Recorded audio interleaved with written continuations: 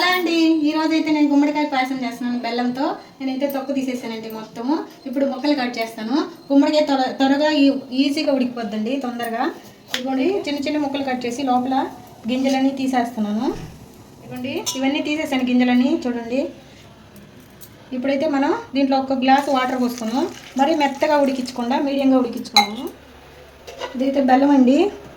బెల్లాన్ని డైరెక్ట్గా వేసేసి తీసుకుంటూ ఉంటుందని నేను పాకం రాలేదండి, మామూలుగా కరగబెట్టాను, సెగబెట్టి కొంచెం వాటర్ వేసి దీన్ని వడకట్టి పోసుకున్నాం. అవి ఉడికిన తర్వాత అండి, ఎక్కువ మెత్తగా ఉడకపడలేదు. 4 కిలో గుచ్చితే చాలండి, దిగితే అది ఉడికిపోయింది. ఇప్పుడైతే దీంట్లో మనం పాలు పోసుకొని బెల్లం కరగబెట్టుకున్నాం, అది వడకట్టి దీంట్లో పోసుకున్నాం.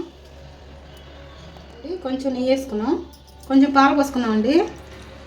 ఈ కాసి చల్లార్చిన పాలు. అంతేనండి, మన గుమ్మడికాయ పాయసం రెడీ అయిపోయింది. మరీ గుజ్జుగా కాకుండా కొంచెం చిన్న చిన్న ముక్కలుగా బాగుంటుంది, టేస్ట్ సూపర్గా ఉంటుంది. మీరు కూడా తప్పకుండా ట్రై చేయండి. ఉంటానండి, బాయ్.